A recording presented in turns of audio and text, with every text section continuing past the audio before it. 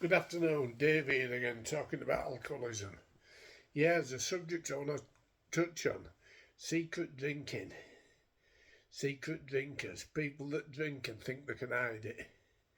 Only think they can, because they always get caught out in the end. Me personally, I never was a secret drinker. It's only what I've seen. Because I started drinking real heavy when punk era were just starting, punk rockers, 1976, 77. And it was all part and parcel of punk scene to be off your head, drunk or drugged up. So I've never really suffered with it. I have slightly, but not really badly. But secret drinking, yes, people thinking that they can have a drink while their partner's at work. Do it slyly, drink through the day, they'll never know, they'll never find out. Telling your partner or your family that you've stopped drinking, you don't drink anymore, and just drinking at crazy hours like 2, 3 o'clock in the morning when everybody's asleep, and drinking till about 4 or 5 o'clock for 2 hours, heavily and solid, until you're that drunk you can't stand up and you just go to sleep.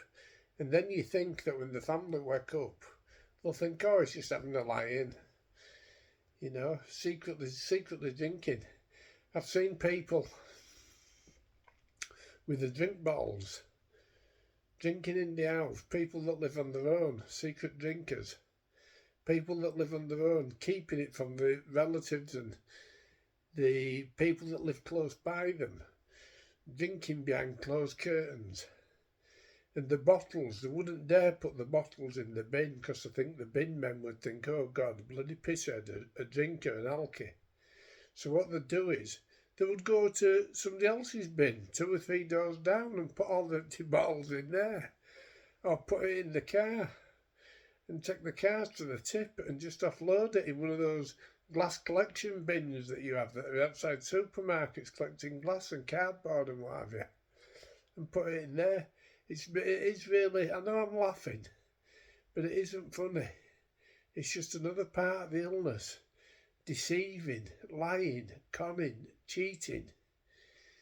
I don't mean cheating by sleeping around. I mean cheating just by lying to your partner about money situations, thinking you can keep some on side, some money separate, hidden away, in case you ever want to drink again, or in case you're going to drink.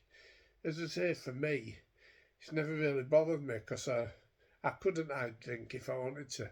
And people that think they can be secret drinkers forget that when you've had a drink, your eyeballs change.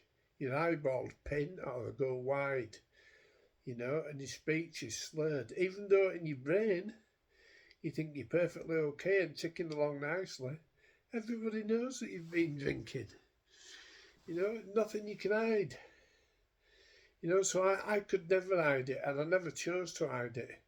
It's like me with my partner Vicky.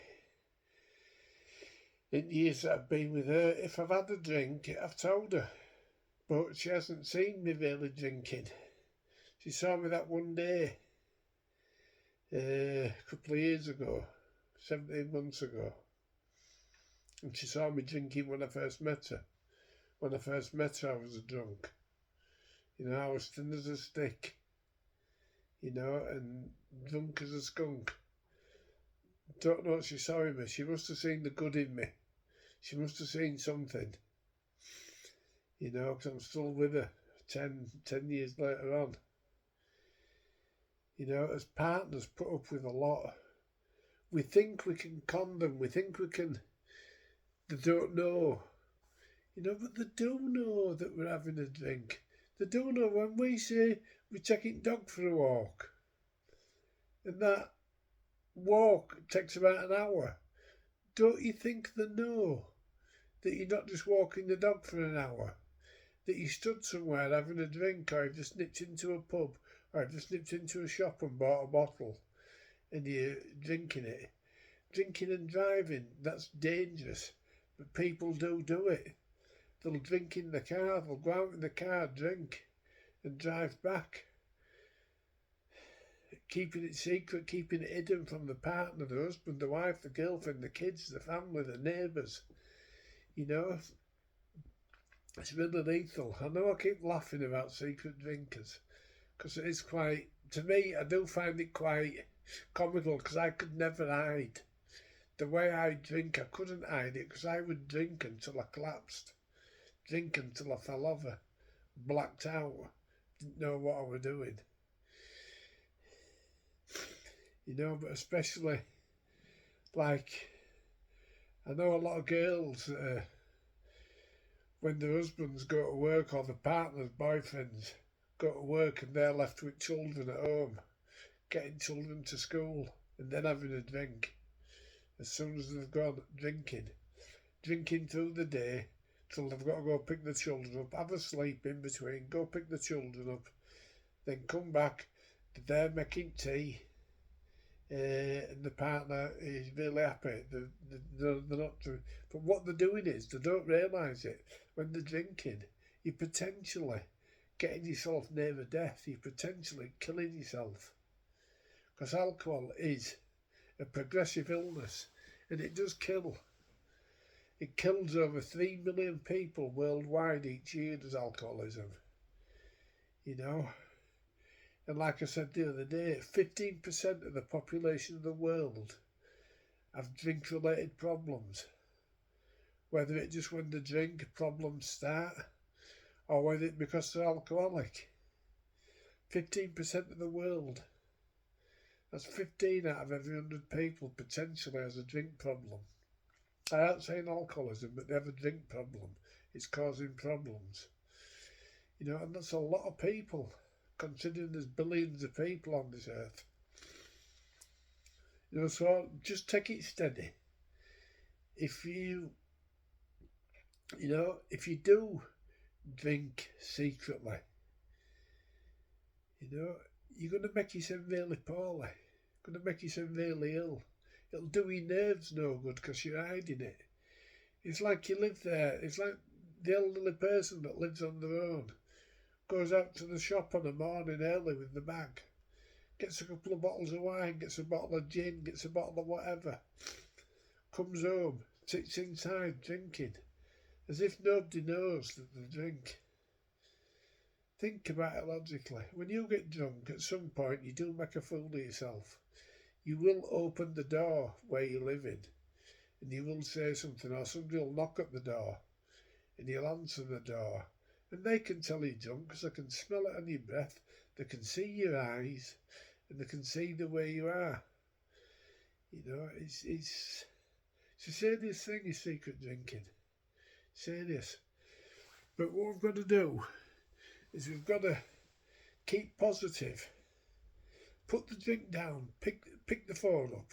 Forget about the drink, pick the phone up, ring somebody. If you think you can have a drink, or you think you can have a drink tomorrow, talk to somebody about it tonight. Get yourself into an AA meeting. There's AA meetings all over this country, all over this world. There'll be a meeting somewhere within distance of where you live. I'm telling you now, I promise you there will be. Get yourself along there. You don't have to say anything. Just get a coffee, sit down, listen to what's going on. Somebody will introduce themselves to you and they'll pass you a few phone numbers to ring if you're ever wanting to talk to them. No, all you need to go to a meeting is a desire to stop drinking. If you've got a desire to stop drinking, you can do it. You know, we can all do it. We are doing it. And it does get easier. And let me tell you, your family will be so relieved. Even if you think you're a secret drinker and they don't know you're drinking, they'll be so relieved when they know you've stopped drinking. Your partner, your wife, your husband, your girlfriend, your boyfriend, your children, your family will be so pleased because they'll know you're not killing yourself anymore, because they know it kills people. Right, I wasn't going to do a video this afternoon. I did one at 1 o'clock. There's just another quick one. So stay at it, stay positive, think about what I'm saying, and good luck with it all. You can beat this drinking. Stay stopped. Pick up the phone, not the drink. Okay, bye.